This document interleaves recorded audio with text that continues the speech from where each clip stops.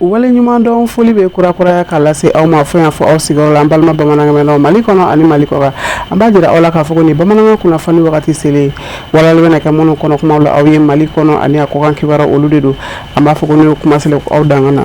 kunnafoni daminɛ an b'a jira aw la k'a fɔ ko fɛn min ye dɛsɛya baara dɔw n'u donna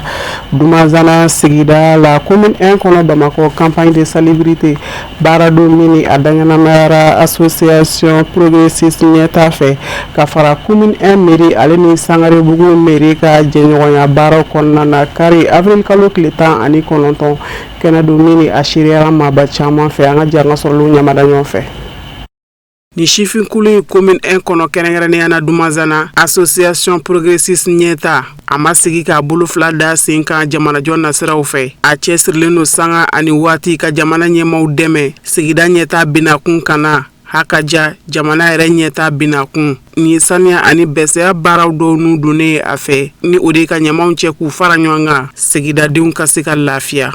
kɛrɛnkɛrɛnnenya na u yɛrɛ ka sigidaw a hakilina ɲuman taba ye sifinkulu ye ni o ye association progressiste ɲɛta ye ani sigida fɔlɔ mairie ka fara Sangarebugu mairie kan u ka tɛgɛ di ɲɔgɔnmaw kɔnɔna na ni baara in daɲɛnamayara. Association progressiste ɲɛta laɲini minnu bi a bolo a n'a ka mairie fila bolo o de ye an ka sigida jɛya ani sigida taɲɛ ko an ka fara ɲɔgɔn kan an ka ɲamanko kɛlɛ ka bɔ an ka sigida kunkan na san o san n'a y'a jateminɛ k'a fɔ an ka ji bɛ tiɲɛniw kɛ an ka sigidaw kɔnɔna na caman fɛn caman gɛlɛya b'a sɔrɔ ko bamananw ko wuli kuma dɔn ko ka fisa sen ka di ye fɛn baara bɛɛ n'a tuma de don ɲamanko ni a y'a cɛ a ci kuma na k'a bali a bɔncogo bon bali a bon kuma na i b'a ye k'a fɔ ɲɛnamaya kɔnɔna na bɛɛ lajɛlen bɛ lafiya sɔrɔ a la k'a fɔ bɛɛ lajɛlen ko an ka hakili to a la an ka fɔ an ka denbaya ye an ka collecteur kɔnɔna tɛ ɲamanbɔyɔrɔ ye n'o y'an ka jiboli siraw ye ɲamanbɔyɔrɔ tɛ nɔgɔ fili yɔrɔ tɛ an ka nɔgɔ an k'u canaliser k'a fara ɲɔgɔn kan yaasa a bɛ se ka taa bila an ka bilayɔrɔ laban na cogo min na n'o ye ɲaman ye. Lajɛre in ye fara ɲɔgɔngali kɛ ni musow cɛw denmisɛnw a ka ja dugutigilakaw u bɛɛ lajɛlen nisɔndiyakan fɔ ka hakilina in kɔkɔrɔma don. An bɛ faro kan ka denmisɛnw yɛrɛ de dɛmɛ nin na surtout nɔgɔ min bɛ ka cɛ ka bɔ dugu kɔnɔ nin ye o yɛrɛ t'a dama yɛrɛ u taara ka commune fila fara ɲɔgɔn na commune 1 ni conseil rural ninnu fara ɲɔgɔn na k'u kɛ dugu kelen ye vraiment o yɛrɛ dama b'an bɔ fɔlɔ an bɛ fɛɛrɛ de fɛ an bɛ min fɔ an balakaw ye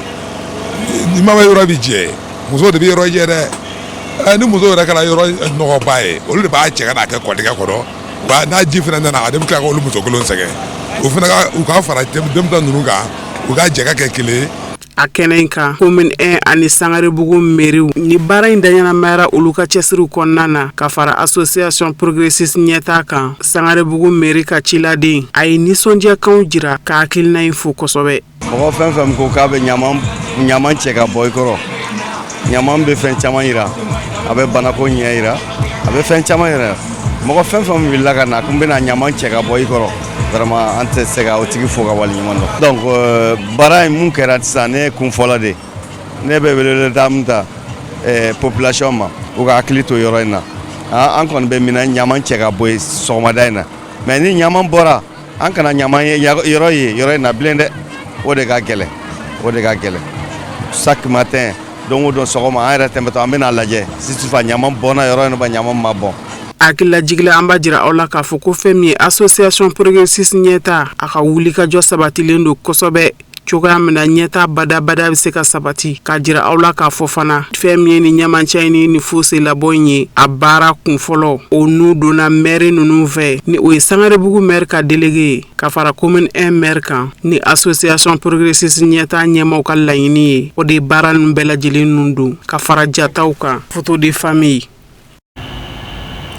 Kunnafoni nasara wɛrɛw fɛ an b'a jira aw la k'a fɔ ko fɛn min ye musow ka jɛkuluba ni o ye kafo ye jɛkulu don min ni a bi an balakaw u ka hakɛw kɔkɔrɔma donni ko fɔ haka taa se u ka ɲɛtaw binakun a b'o baaraw bɛɛ lajɛlen kɔkɔrɔma donni ko fɔ o de kadara kɔnɔ an ka ɲininikɛla Alhamidu Badini Nuhum Kone u sɔ gɛrɛla kafo maa ɲɛma musoba la ni ka dakuruɲɛ fila sɔrɔ a fɛ jɛkulu yɛrɛ kan an ka jɛ an ka ɲamadali kɛ. Démocratie wakati nana tuma min na jatew nana ye k'a fɔ musojɛkulu commencera ka falen donc o la a laɲinina musojɛkulu ka fara ɲɔgɔn kan n'u farala ɲɔgɔn kan o b'u kuma diya o b'a to ni an ka ɲɛmɔgɔw b'a fɛ ka kuma musow fɛ o bɛ se ka jɛkulu kelen sɔrɔ u ni mun bɛ kuma ɲɔgɔn fɛ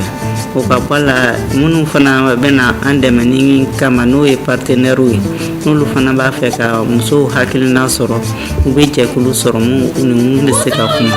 donc ka fɔ hakilina nana o cogoya de la donc o la a créé en 1992 précisément n ka se kalo tile 24 a y'a ka récépissé sɔrɔ o y'a to a lakodɔnna an ka ɲɛmɔgɔw fɛ donc ka bɔ o wagati la fo ka na se sisan na ka fɔ kɔni a dɔ de bɛ ka fara a jama ka don o don ka taa fɛ depuis a bɛ Bamako dɔrɔn de kɔnɔ fo sisan a bɛ Mali région bɛɛ kɔnɔ a bɛ Mali cercle bɛɛ kɔnɔ a bɛ Mali commune bɛɛ kɔnɔ a bɛ Mali quartier bɛɛ kɔnɔ ka hakili jigin kɛ ATT ka kuma la ko hali n'i taara Mali dugu laban de la hali n'a kɛra muso kelen i b'o sɔrɔ mun b'i yɛrɛ yira k'a fɔ k'ale ka fɔ an bɛ se k'a fɔ an bɛ baara kɛla ni mun ye sisan parce que an bɛ k'an ka répertoire actualiser an y'a ɲini an ka jɛkulu bɛɛ lajɛlen fɛ région ni fan bɛɛ u bɛɛ k'u ka liste bila ka na parce que wagati ni wagati an bɛ to k'an ka répertoire actualiser an bɛ donni mun na komi bi an bɛ baara kɛ ni hakɛ mun ye muso jɛkulu b'a 7 parce que n'i ye kafo yɛrɛ ta k'a lajɛ association b'a kɔnɔ groupement de femmes b'a kɔnɔ coopérative b'a kɔnɔ ONG féminine b'a kɔnɔ fɛn fɛn n'a bɛ fɔ i ma ko muso jɛkulu bɛɛ b'i yɛrɛ sɔrɔ kafo kɔnɔ da bɔra ka musow fara ɲɔgɔn kan ka hakilina kelen tagama ni hakilina kelen mun na an jɔyɔrɔ bɛ se ka bonya fasojɔ la cogo min n'i ye fasojɔ ta k'a lajɛ i bɛ musow sɔrɔ a fan bɛɛ la du kɔnɔna na fɔlɔ bɛɛ b'a dɔn k'a fɔ muso jɔyɔrɔ ka bon du kɔnɔ n'i y'a mɛn du yɛrɛ muso de don den lamɔ ka dudenw tɔpɔtɔ o ye muso jɔyɔrɔba ye n'i bɔra yen nɔ n'i taara kɛnɛmala la n'i ye secteur fɛn fɛn ta n'a fasojɔ bɛ fɔ a secteur ma i b'a sɔrɔ musow jɔyɔrɔ bɛ a la ni secteur informel yɛrɛ ta musow de ka ca o la ka tɛmɛ cɛw kan ni secteur public ta musow jɔyɔrɔ b'a la bien vrai que o yɔrɔ la cɛw ka ca ni musow ye parce que danfaraba kun donna musow ni cɛw cɛ kalanko ta fanfɛla la musow bɛ furu joona a dɔw yɛrɛ tɛ taa kalan école la bon sisan nɔ faamuyaliw bɛ ka na dɔɔni dɔɔni surtout mun ye an b'a fɔ mun an ka togoda la yɔrɔ ninnu musow tun tɛ taa école la hali n'u taara u bɛ furu bɔ ka furu yira k'a fɔ ko muso ka nafaba tɛ kalan na ou bien hali minnu ma taa école la fana u bɛ to so kɔnɔ baw dɛmɛni na sokɔnɔ baaraw ni jagow ni fɛn caman na donc o b'a yira k'a fɔ muso faso baara tɛ se ka taa cogo si la musow kɔ donc musow bɛ ka jɔyɔrɔba fa kalanko ta fanfɛ sisan an bɛ ka taa école baw la an bɛ se k'a fɔ ko yɛlɛma bɛ yen nɔ parce que o kota ko in n'a bɛ fɔ a ma 30% a bɛ ka lawaleya hali n'a ma kɛ pourcentage ba ye mais a kɛra cogo cogo minnu kan ka musow nume ou bien ni élection kɛra hakili bɛ to musow la o hakɛ batoli la ni administration ta k'a lajɛ fɔlɔ ani bi a tɛ kelen n y'a fɔ facteur caman bɛ na ni sababu ye mun na musow jɔyɔrɔ dɔgɔyara administration baara kɔnɔna na mais o walew bɛ ka nɔgɔya dɔɔni parce que musow yɛrɛ bɛ ka kalan musow bɛ ka faamuyali sɔrɔ musow bɛ ka musakaw fana sɔrɔ mun b'a to u da bɛ don faso jɔ baara la décision bɛ ta yɔrɔ min na u fana bɛ kɛ parce que fɔlɔ la cɛw de tun bɛ décision ta musow place la an ka lamɔ cogoya an tun b'a fɔ fɔlɔ ni cɛw y'a bila yɔrɔ ma an bɛ yen nɔ mais a ka ca ala fɛ n'a fɔra hakɛ ko cɛw hakili bɛ to u yɛrɛ de la kosɛbɛ hali n'a ka d'u ye ka musow t'a fɔ ko kuma bɛnnen bɛ kumatigi la ni mɔgɔ wɛrɛ e yɛrɛ bɛ se k'i kunkan ko fɔ cogo min na hali ni mɔgɔ wɛrɛ ko k'a b'a fɔ a tɛna se k'a fɔ ka nimisi wasa mais n'i yɛrɛ b'a kɛnɛ kan a ka ca ala fɛ i bɛ lamɛn i bɛ faamuyali fana bɛ sɔrɔ i ka kan ni hakɛ min ye o bɛ se ka d'i ma. kunnafoni nasira wɛrɛ fɛ an b'a jira aw la k'a fɔ ko fɛn min ye couple ciwara ale tako fɔlɔ hukumu kɔnɔna na fɛn min ye Fusco ani a furumuso Jɛnɛba ye u ye don kɛrɛnkɛrɛnnen dɔ sigi sen kan seko ani dɔnko binakun kana na ni o bɛnna sibiri avril kalo tile 18 ma Sirifula Jabaramuso tɔgɔ la Madu Ben Sirif Sumana ni Baba Keita de tun bɛ an ka janga sɔrɔ ɲamara. Ɲɛnajɛ kɛnɛ mun sigilen filɛ nin a sigira sen kan Fusco ani Jɛnɛba de fɛ. A sen fɛ dɔn ani tɛgɛrɛ o ma kɛ maa si negela ye a bɛ bila minan mun kɔnɔ o ye couple ciwara tako fɔlɔ ye kun wɛrɛ foyi t'a la fo bɛn ani keleya bɛ se ka sabati an ka jamana kɔnɔ cogo min na. Alhamdulillah rabbil alamin an bɛ bɛɛ lajɛlen fo n b'a daminɛ fɔlɔ an ka mɔgɔba minnu sera kɛnɛ kɔnɔ u nana an dɛmɛ an ka nin baara in na Haidara denkɛ bɛ yan n'o ye Badara ye o fara so ala baya Haidara kan ka taa se Fatumata Batulu Ɲan n'a dɔgɔmuso Binta Ɲan an ye ko ko daminɛ sous-préfet maire bɛɛ de bɛ yan hali an ka dugutigilakaw n ka foli b'olu bɛɛ lajɛlen bon o kɔfɛ nin kupu in a hakilina nana cogo di Fusco ni Jɛnɛba la denmisɛnninw olu de sini ɲɛsigi ye u ka bɔlɔntanw mɔgɔw kelen bɛ ka ɲinɛ a kɔ dɔɔni pour que ka valeur di o bɔlɔntan ma obligé forcé f'an ka nin initiative ni ɲɔgɔnna de caya an bɛ wele bila bɛɛ lajɛlen ma anw kelen tɛ se dɛ u ka na fara an kan an ka jɛ ka nin baara in kɛ ɲɔgɔn fɛ ka denmisɛnninw ka nin bɔlɔntan in valoriser ka a lankanamaya u bolo kosɛbɛ ka ɲa o de kama Fusco ni Jɛnɛba ye nin bɔlɔntan in ye ko ye fɔ ko ban ye ko ye fɔ ko ban mɔgɔ tɛ yen min welela ko ayi hali laadalamɔgɔw bɛ yan an ka masques bɛ yan an ka donsow bɛ yan a bɛɛ hali kayi turuku bɛ yan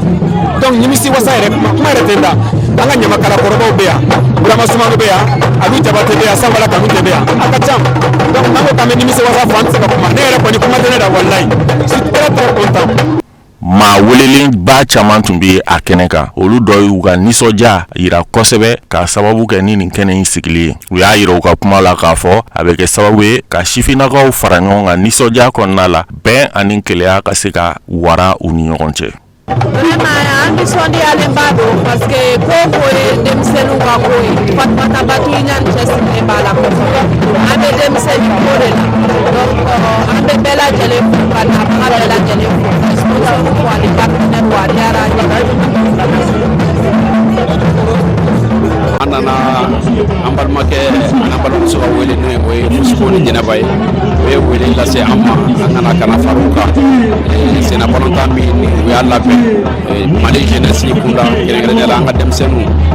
ni o ye denmisɛnnin fitininw ye n'o ye minimu ye alors olu ka se ka senna bɔlɔntan kɛ donc an nana ka na fara u kan n'i ko bɔlɔntan a dabɔra fara ɲɔgɔn kan de kama a dabɔra farikolo ɲɛnajɛ de kama donc an b'a jigiya nin fɛnba de Mali kɔnɔ yan fo ka taa se Mali kɔkan na o la an bɛ u fo k'u barikada mɔgɔ minnu fana y'u ka baara bila ka na fara u kan ka na nin wele jaabi an bɛ foli lase bɛɛ lajɛlen ma ka ɲini Ala fɛ Ala ka na ni bɛn an ka jamana kɔnɔ Ala k'o teliya jamana in to Ala k'an da kelen fɛ Ala k'an bɔ da kelen fɛ Ala ka sababu ɲuman k'an ye Ala ka ɲɔgɔnna caman jira an na sɔli rasuli kɛrim. An b'a ladɔnniya k'a fɔ nin ɲɛnajɛ kɛnɛ mun ni a sigira Fusco ani Jɛnɛba fɛ a bɛ bila minan mun kɔnɔ o ye couple ciwara o mun sigira sifinnakaw ni ɲɔgɔn cɛ o tako fɔlɔ de a finali kɛnɛ kan Buguni dolanci sifinnaka dɔw ani arrondissement 4 sifinnaka dɔw ye ɲɔgɔn sɔrɔ mun labanna Buguni dolancilaw ka sebaya la 4 ani 1. An b'an to nin kɛnɛ kan ka kunda diɲɛ fan wɛrɛ kunnafoni sɔrɔlen kan Musa Fɔnba ale ka ɲininiw don. Mali ministre min ɲɛsin bɛ Mali ni jamana wɛrɛ ni ɲɔgɔn cɛ koɲɛ ɲɛnabɔw ma Abdoulaye Diop sibiri avril kalo tile 18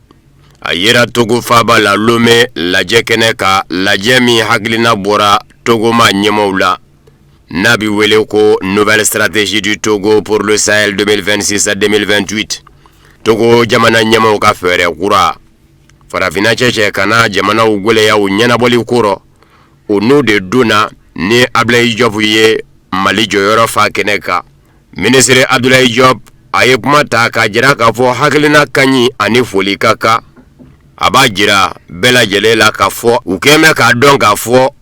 bi cɛcɛkana ninnu jamanaw ka gwɛlɛya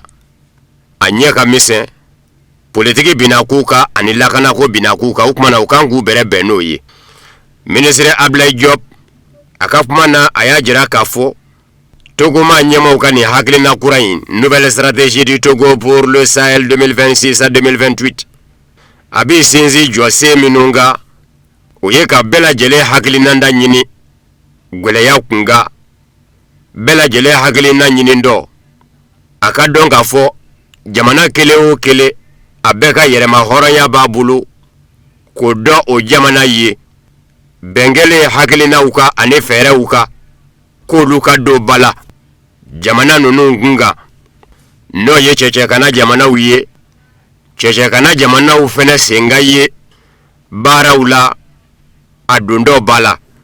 Ministre Abdoulaye Diop ye sinsin fɛn min kan o ye k'a fɔ farafina cɛcɛkana jamanaw ka gwɛlɛya a ka kan yetaw ka kɛ kelen ye a kunga gwɛlɛya in yɛrɛ a kɛn bɛ ka farati min yanga o ka sidɔn bɛɛ fɛ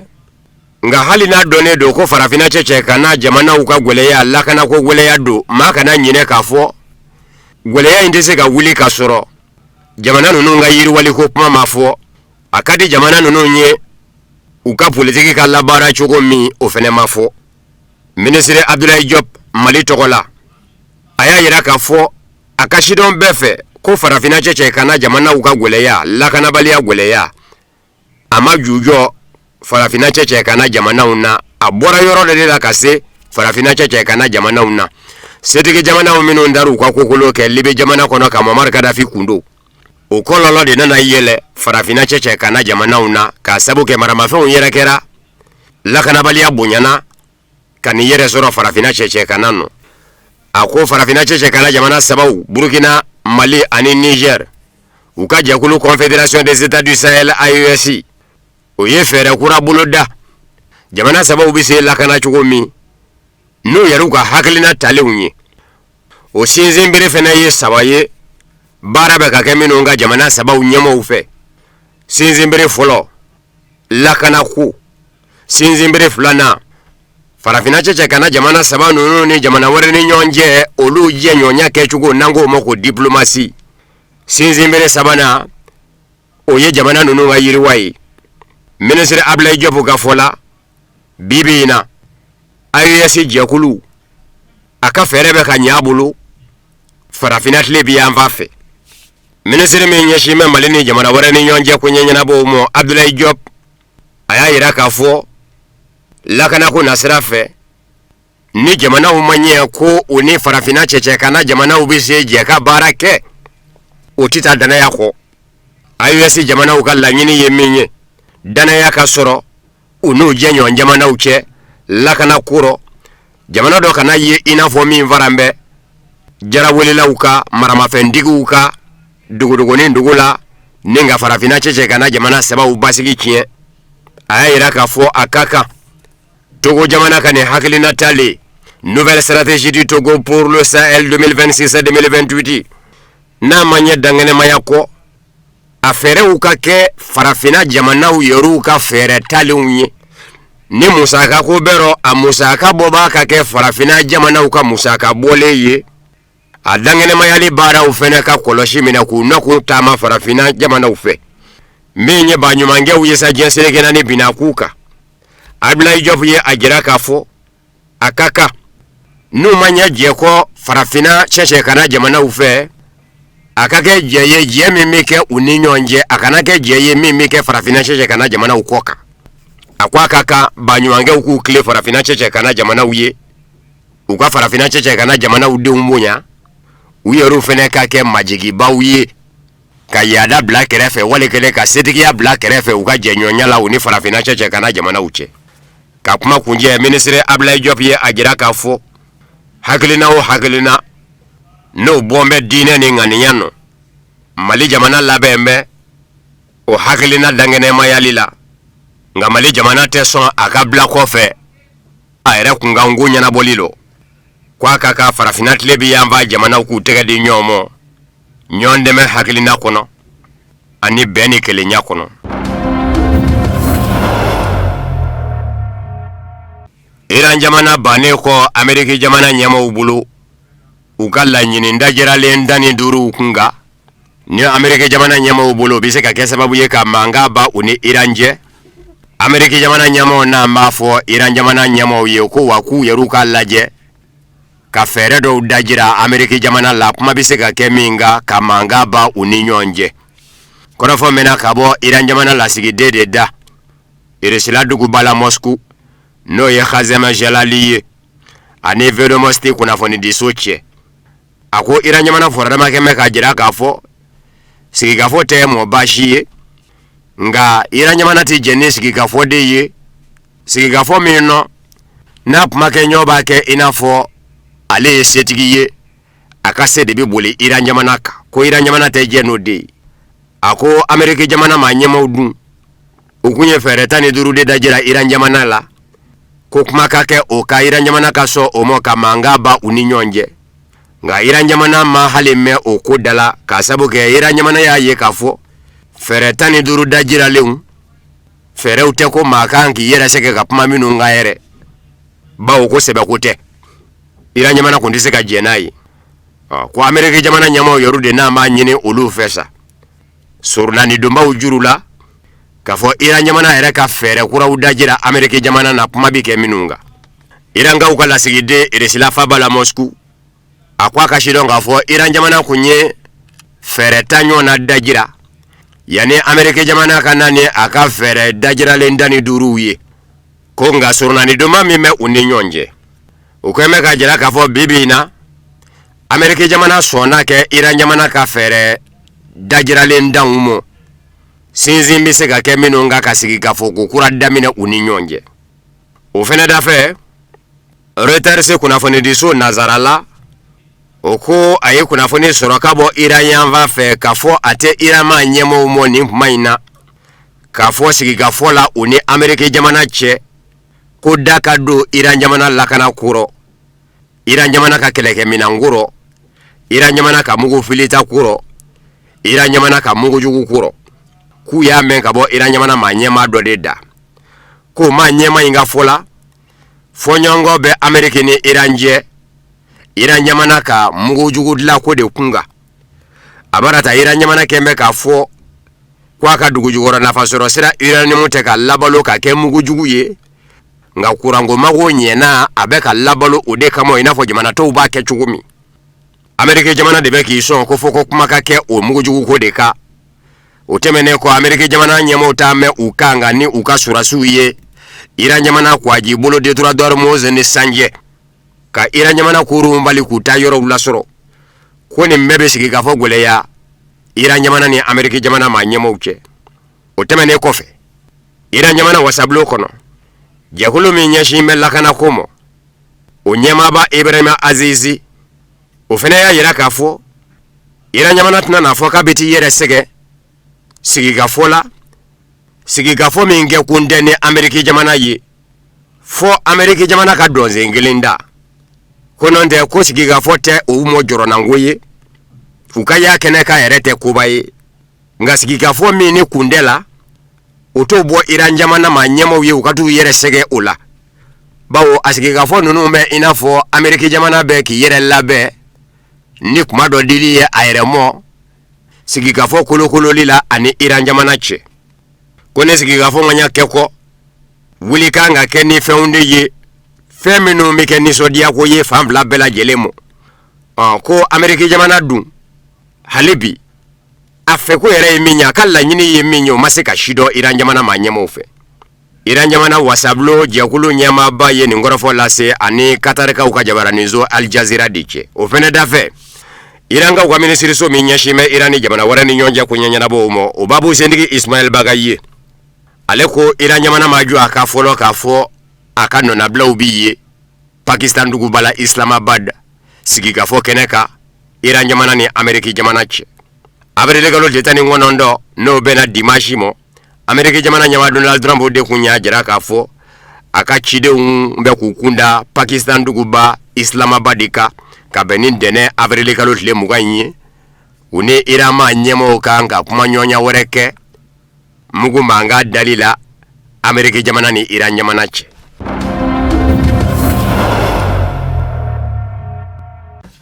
Amerika jamana lakana jakulu kerengerene mi nyashime kunafuni dugule unyinini mo kabla jamana nyema yaso kaboloka Donald Trump kaboloka service de renseignement oma nyema sira Donald Trump mo ka kunafuni do dat loka kwa ki chugodo Amerika jamana be farati dangala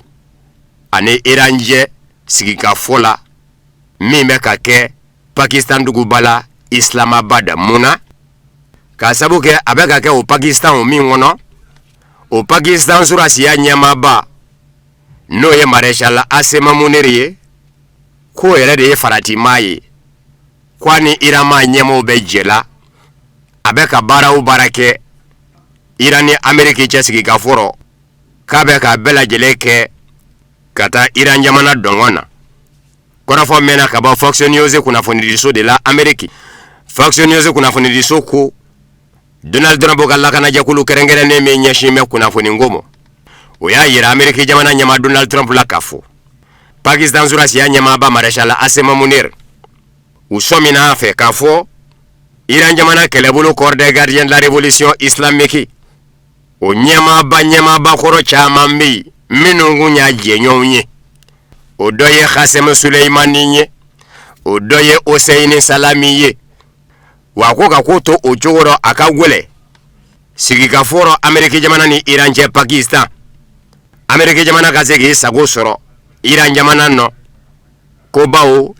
Pakistan ka ukasurasi ya nyama ba no ye Marshal Asema Muniri Pakistan ma nyama ukeme kasigika fo nyana boli famba bla akabuloka wakabe ka bara o barake akono kwani Iran jamana ma nyama obenyongala mo ala ni mwa imbiso nga bala Donald Trump la kuna foni diso chama mvene keme ku semendia muna bawo Donald Trump sigi gafota ko folo la Amerika jamana ni Iran je Pakistan Donald Trump sebe koro niso diara Pakistan ga ukasura siya nyama bakoro Marshal Asema Munir sigi gafo ere la benjukula fa kunye Marshal Asema Munir sebe koro tanu kwa ka Marshal préféré o koro yeninga Marshal nama nyakaka lakana jakulu kerengere mi nyashime kuna foni ngomo onambe doyele manyama koro abulu mahaglu juru chani ne chamange me kitafo kurosa kodi Donald Trump me jandu Marshal Asema Munir abesongi sinzi ani Amerika jamana nyama Donald Trump ni nyonje jafka ninga Iran jamana kan nafa usebe koro lapasa sigika foro Amerika jamana manyama ukanye kumuka yala ode kamo Donald Trump kunye alase dimashi avril kalot litani ngonondo songmada yamba umve kafo akadanga J.D. Vance fangala o mindara sigika fo tako fulana keneka atokola kotna tata ko fulana ingene ka wa nyiningali to mimbeji nga dimashi kadukuja ndenena Amerika jamana nyama Donald Trump segena kafo kwa kadanga jamana nyama yala J.D. Vance obike Amerika jamana tamade una nyekunye sigika fo tako fulana keneka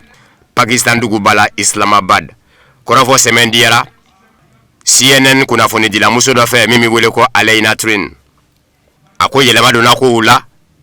ko fa ka shidon gafo Amerika jamana la kana jagulu kerengere ne minu nyashime kuna foni kumo no e service segera uye olu fe kote jamana nyama na kadanga ka ye yorokelena makele oyuka kuna foni sigichuye kasangani farati chugo ya uye okma ni benga kera kefenye Irani Amerika che Islamabad Pakistan dugubala ko Donald Trump kanga ye osigi gafo keneka katekendo blake benga nzebela amanga akadanga ka ye adafe yi okasoro danga be Amerika jamana kono Washington jamana nyema ya sola wale keleni danga manye ye ko Pakistan dugubala Islamabad Donald Trump tisika ye adafe yi obey la kana na seraude mate ko grim maddo jamana nyama fila bela jele kele ka dese ku ta yoro la soro ukuru me wali jamana no mate Ameriki jamana kuna Ameriki jamana ta fe ukasoro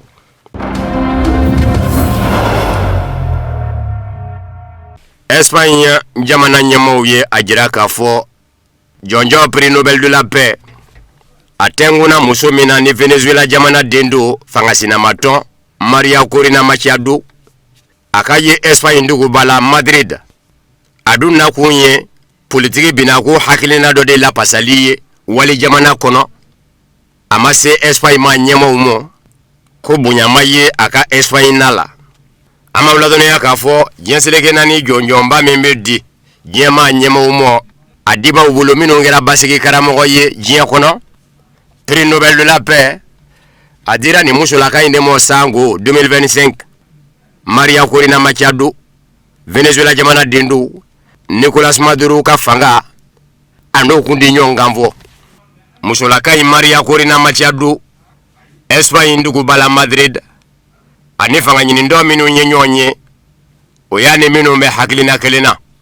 fanga sinama tom ukuma ko opposition de droite ane extrême droite fanga nyini ndo minu nda dinangoro minu ngala nyini ye jamana de unyeru magode nyana boli ye folo akachala ukafanga ye dinangwenvanga ye ano ma nyemo de nyonye nga ulusina minu me fanga na bino ye socialiste wi minu ngo kanga nyonzoro mayala o ministre nyama Pedro Sanchez amason katani olu ka faye abarata olu de jamana nyemo wi ndene avril galot le mugany Espagne ministre me nyashime Espagne ni jamana wara ni nyonja kunyanya na bomo José Manuel Alvarez Espagne kuna fonidi so bala aya iraka fo musulaka amama baya waleke na nakunye ukajamana kono fangasina matodo de aklina la pasaliye kojugu yoye waminga jugu no bay na nakunye fangasina matomi no miwele ko durati ne extreme durati no luye dinangemba ngawi kwa nakunye olu de la pasaliye ko kajugu na tobe Maria Corina Machado alamusa de asira Espagne atemene ko Faransi jamana fe ministre nyama Espagne Pedro Sanchez ko hakili la kafo anasemo ngamoke aya ira kafo asekunde ministre nyama mo ministre nyama dunkunya jira kafo ale ka daw yele mbaye na magobe ala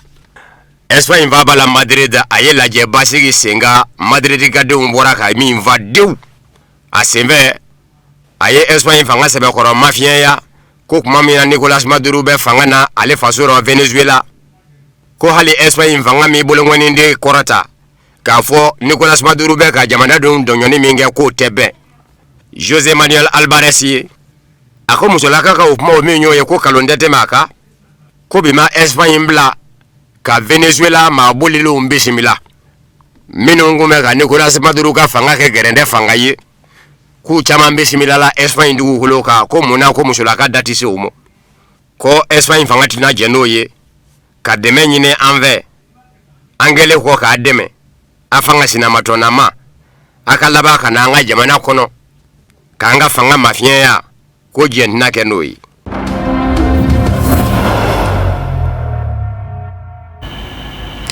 ame awfo ko wala nyumano ka jira wala ka foko ni mi danse gibi ba mananga kuna fani soro na munu la bina kuna fandi so nyama so ka bani ni kuma yi au ni che akanya madalula akambe dore na taw na la manga jo ana